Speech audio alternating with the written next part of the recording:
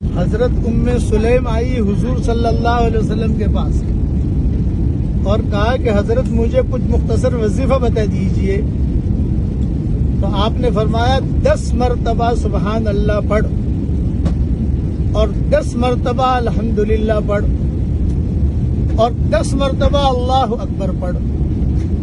اس کے بعد جو دعا تو مانگے گی اللہ تعالیٰ خود جواب دے گا، میں نے دیا میں نے دیا میں نے دیا۔ یہ مضمون مسند احمد میں ہے، اس لیے اللہ تعالیٰ سے دعا مانگتے رہنا چاہیے۔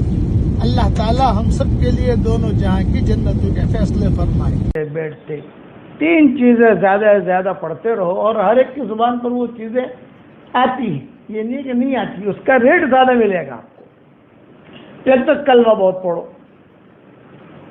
تو ہمارا ایمان تازہ ہوتا رہے گا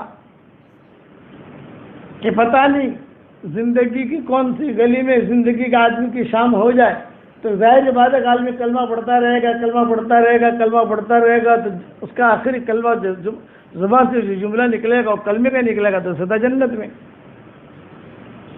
دوسرا استغفار بہت کرو، تیسرا درود شریف بہت پڑھو۔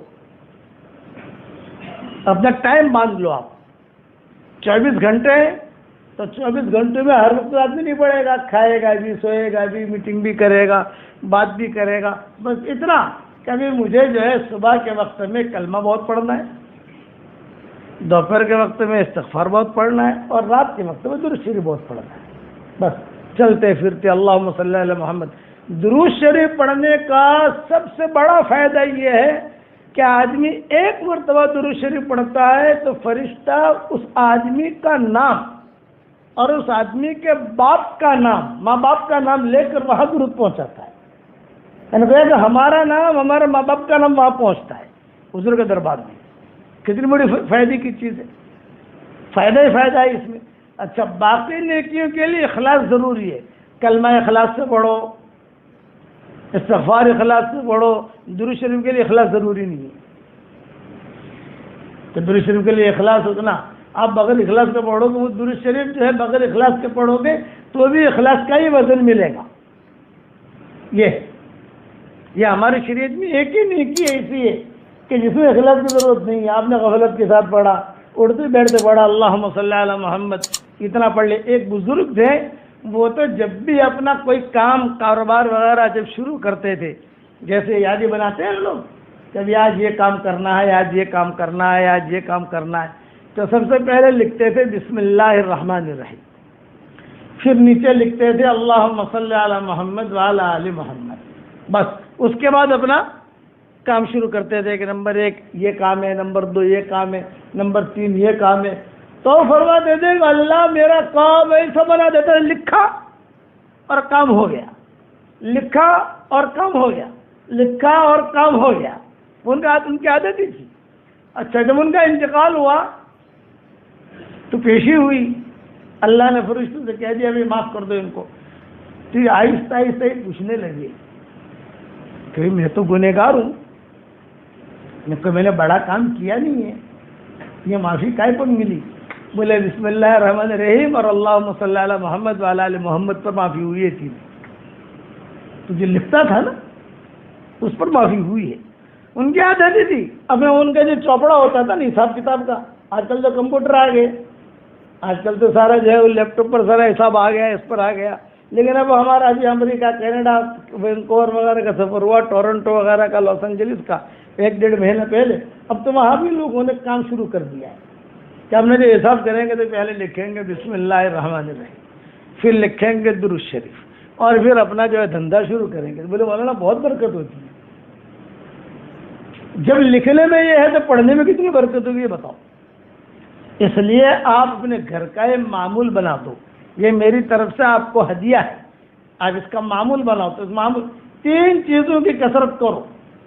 تو یہ 3 بڑی بہنیں ہیں، طلباء نے لکھا ہے یہ 3 بڑی بہنیں ہیں۔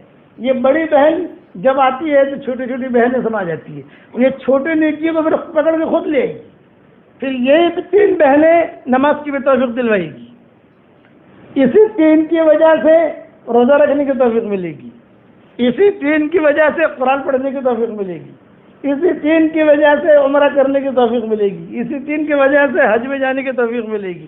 لیکن یہ 3 کام آدمی زیادہ کرے۔ علماء نے لکھا ہے جو آدمی کلمہ پڑھتا رہے گا اور استغفار کرتا رہے گا اور درود شریف پڑھتا رہے گا، وہ آدمی کو پتہ نہیں چلے گا کہ اس کے کھاتے میں کیا آ رہا ہے۔ جیسے جو بہت مالدار لوگ ہوتے ہیں، ملینئر کہو یا ٹریلینئر کہو، تو ان کو پتہ نہیں ہوتا کہ میرے کھاتے میں پیٹرول کے کتنے پیسے آ رہے ہیں۔ وہ فون کی گھنٹیاں ہی بجتی ہوگی تو گھنٹیاں ہی بجلی بند ہو جائے گی، اتنے پیسے آتے ہیں، ان کو پتہ نہیں ہوتا۔ ویسے یہ جو 3 کام کرے گا اس کو اتنی نیکیاں ملے گی، مرنے کے بعد پتہ چلے گا۔ اچھا، کلمہ میں لا الہ الا اللہ محمد رسول اللہ پورا پڑھو، 1 مرتبہ تو دھیان سے ہی پڑھ لو، 2 مرتبہ تو دھیان سے پڑھو تاکہ دھیان آدمی کا رہے۔ یہ میرا کہنے کا مطلب ہے۔ غفلت میں یہ چیز لو۔ استغفار میں اٹھتے بیٹھتے صرف ایک جملہ پڑھو، استغفر اللہ، لیکن استغفر اللہ پڑھنے میں آدمی کو مزہ نہیں آتا ہے کیونکہ عربی سمجھتا نہیں ہے۔ مزہ کس میں آتا ہے؟ جس میں آدمی سمجھے۔ تو آدمی اٹھتے بیٹھتے اتنا جملہ کہے، اے اللہ مجھے معاف کر دے، اے اللہ مجھے معاف کر دے، اے اللہ مجھے معاف کر دے۔ قرآن میں ہے کہ کوئی آدمی استغفار کی کثرت کرے گا تو ہم اس کو خوشحالی والی زندگی دیں گے، یہ وعدہ ہے۔ حدیث میں نہیں، حدیث میں تو بہت ہے۔ میں نے ایک کتاب لکھی ہے، اس کا نام ہے گلدستہ مغفرت۔ اس میں صرف استغفار کی فضیلتیں میں نے لکھی ہے۔ 113 یا 112 حدیث ہیں صرف استغفار کی، اور کچھ نہیں۔ یہ کرو گناہ معاف، یہ کرو گناہ معاف، یہ کرو گناہ معاف۔ علماء نے لکھا ہے کہ گناہ معاف کرانے کے اسباب اللہ نے بہت بتائے۔ آسمان کی طرف دیکھ کر صرف 3 مرتبہ آدمی اتنا کہہ دے، اے اللہ مجھے معاف کر دے، تیرے علاوہ کوئی معاف کرنے والا نہیں ہے۔ اے اللہ تو مجھے معاف کر دے، تیرے علاوہ کوئی معاف کرنے والا نہیں ہے۔ اے اللہ مجھے معاف کر دے، تیرے علاوہ کوئی معاف کرنے والا نہیں ہے۔ تو حدیثوں میں آتا ہے اللہ ہنس کر جواب دیتے ہیں یا معاف کرتے ہیں؟